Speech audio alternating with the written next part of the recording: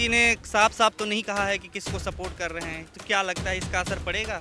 है ये हमारे संविधान पे बार बार अटैक क्यों कर रहे हैं? ये हमारे संविधान को मान ही नहीं रहे हैं। ये ना गांधी जी को मानते हैं, ना हमारे संविधान को मानते हैं, और ये अपने आप को देशभक्त कहते हैं। तो कैसे देशभक्त हैं ये? हमारे देश और संयुक्त किसान मोर्चा जो है, संयुक्त किसान मोर्चे की अपील है कि हमें गठबंधन को समर्थन करना है, गठबंधन को लाना है, और गठबंधन का मतलब है अखिलेश यादव जी को लाना। शुरू कर दिए, क्या लगता है कि मतलब मायावती जी के लिए मैं ये पूछना चाहूँगी, मायावती जी 10 साल से कहाँ थी? जब हाथरस कांड जो हुआ था, दलित बेटी के साथ जो हुआ था, उस वक्त हम लोग भी निकले थे, तो उस वक्त मायावती कहाँ थी? और एनआरसी का जो आंदोलन आया तब मायावती कहाँ थी? किसान आंदोलन आया तब मायावती कहाँ थी? आज कैसे आ रही हैं हमारे बीच? तो अभी हमारे साथ साइमा खान हैं, जो कि संयुक्त किसान मोर्चा के जो आह्वान पे आंदोलन वहाँ पे चल रहा था, अलग अलग जगहों पर दिल्ली की सीमाओं पे, वहाँ पर इन्होंने बढ़ चढ़ करके हिस्सा लिया। क्या कहेंगी, आपके यहाँ संभल में क्या माहौल चल रहा है और किन मुद्दों पर लोग वोट कर रहे हैं? हमारे यहाँ तो अखिलेश यादव ही आएंगे, और ये यूपी में ही नहीं, ये पूरे यूपी में ही चल रहा है। भरपूर बहुमत से जो है इस बार अखिलेश यादव जी आएंगे। और किसान आंदोलन रहा, किसान आंदोलन का हमें एहसास हो रहा है इस चीज़ का कि आज अमित शाह जी हमारे बीच आ रहे हैं वोट मांगने। उस वक्त कहाँ थे जब 13 महीने तक हम लोग बैठे हुए थे, आंधी सर्दी गर्मी सब कुछ वहाँ हमने उस पर सहा था। जो प्रोटेस्ट हमारा चल रहा था, हमारा घर वहाँ बना दिया गया था। कैसी हमें स्मार्ट सिटी ये लोग दे रहे थे कि रोड पे हम लोगों के घर बन गए थे। तो वो ऐसा दौर हमने ज़िंदगी में आज तक नहीं देखा। मैं यहाँ, मेरे कितने बड़े बुजुर्ग भी खड़े होंगे, उन लोगों ने भी मुझसे, जैसे मैं जब जा रही हूँ बात कर रही हूँ, तो उन लोगों ने मुझसे कहा कि ऐसा जो आज माहौल जो देश के अंदर हो गया, ऐसा माहौल हमने पूरी ज़िंदगी में अपने नहीं देखा। मतलब 70-80 सालों में भी ऐसा कभी माहौल नहीं रहा जो ये माहौल पूरे देश में आज बना दिया गया है, माहौल ख़राब कर दिया गया है।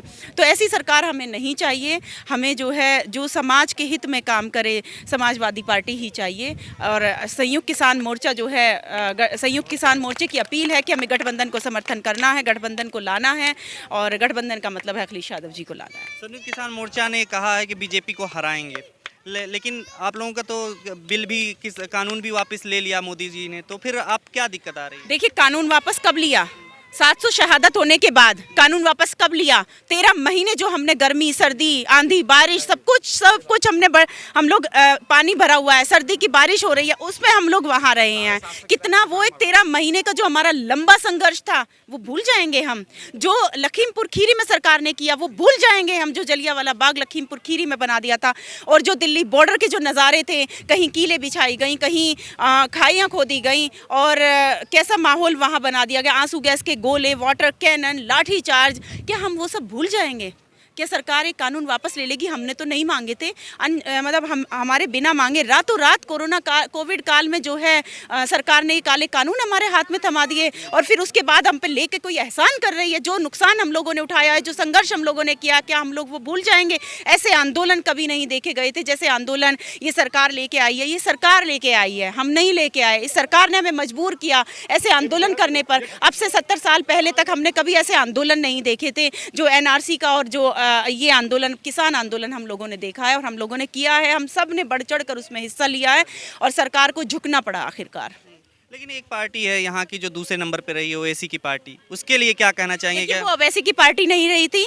वो ओवैसी की पार्टी नहीं थी। यहाँ के कैंडिडेट थे जियाउर रहमान, वो उनकी वजह से इतने वोट जो है AIMM को मिल गए थे।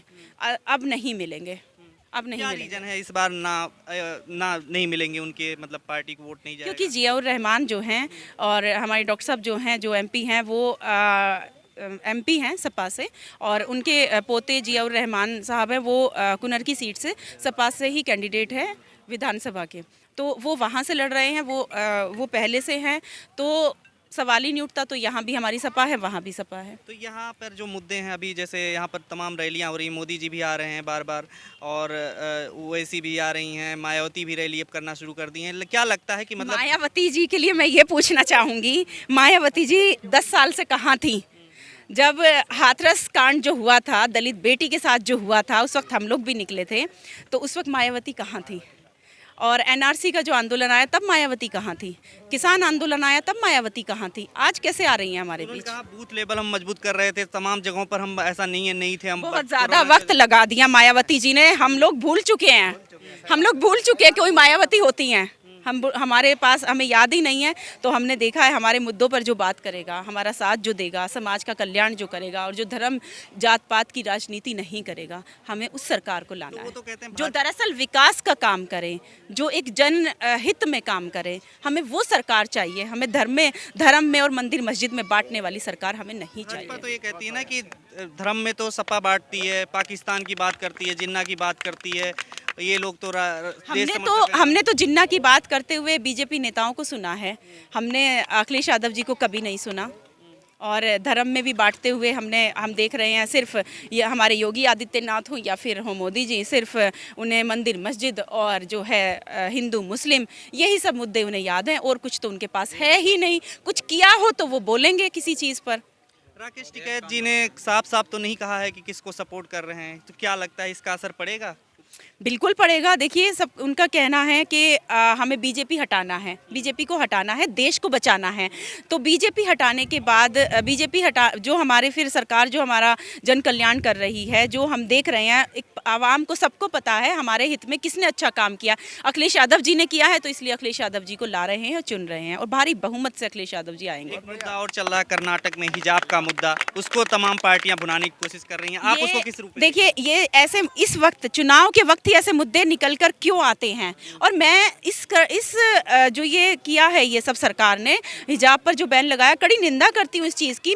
हम लोगों की संस्कृति है, हम लोगों की सभ्यता है, हम बचपन से देखते आए हैं, हिंदू हो या मुस्लिम हो, साड़ी में इतने बड़े बड़े घूंघट हमने देखे हैं, साड़ियों में इतने बड़े बड़े काम करते हुए देखे हैं। ये तो आज है, बहुत कम लोग हैं जो हिजाब में जाते हैं आज भी, ऐसा नहीं, पर जो जाते हैं उन पर रोक क्यों है? ये हमारा संवैधानिक अधिकार है। जब हमारा संविधान अधिकार दे रहा है तो सरकार कैसे लगा सकती है ये सब आपदाएं, मतलब हम लोगों पर के हिजाब ना करें या वो ना करें? तो घूंघट में भी तो लोग रहते हैं, बड़े बड़े घूंघट। हमारा तो कल्चर ही ये रहा है। और पुराने ज़माने का कहें कि पुराने ज़माने में ऐसा रहा है या नहीं रहा है, ऐसा अभी भी है और तब भी था। और अगर उस वक्त भी जब हमारी महिलाओं ने जो है अपना घूंघट और पर्दा ख़त्म करके जब अगर मैदान में आने की ज़रूरत पड़ी है तो वो आई हैं और आज भी ऐसे ही है।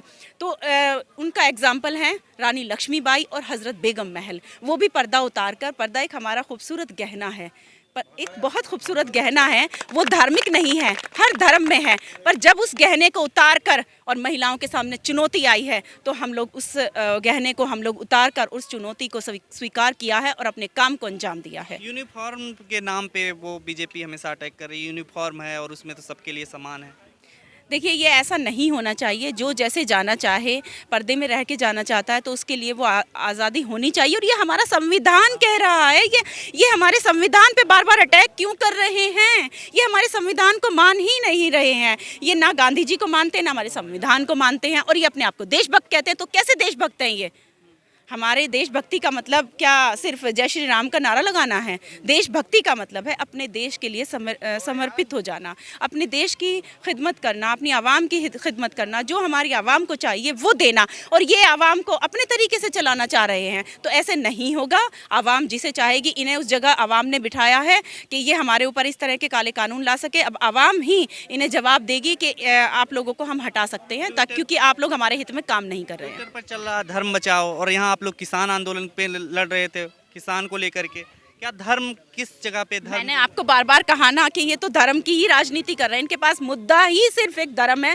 इन्होंने हम देशवासियों को, जो हमारे देश की खूबसूरती है, धर्मनिरपेक्ष देश हमारा पूरी दुनिया में जाना जाता है, उस खूबसूरती पर वार कर रहे हैं। ये उस खूबसूरती को ख़त्म कर रहे हैं, हमारी सभ्यता को ख़त्म कर रहे हैं। और मुझे ये बताइए, इतनी नफरत ये फैला रहे हैं, कौन सा ऐसा देश है या कौन सा एक ऐसा घर भी है जिस घर में भी अगर नफरत होगी, क्या वो घर आगे बढ़ जाएगा? वो देश आगे बढ़ जाएगा? नहीं बढ़ेगा। ये लोग ना हम लोगों को शिक्षा से पीछे कर दिया है। ये सिर्फ चाहते हैं हम धर्म के नाम पर लड़ते रहें और हमारा देश पीछे पीछे पीछे होता जाता रहे।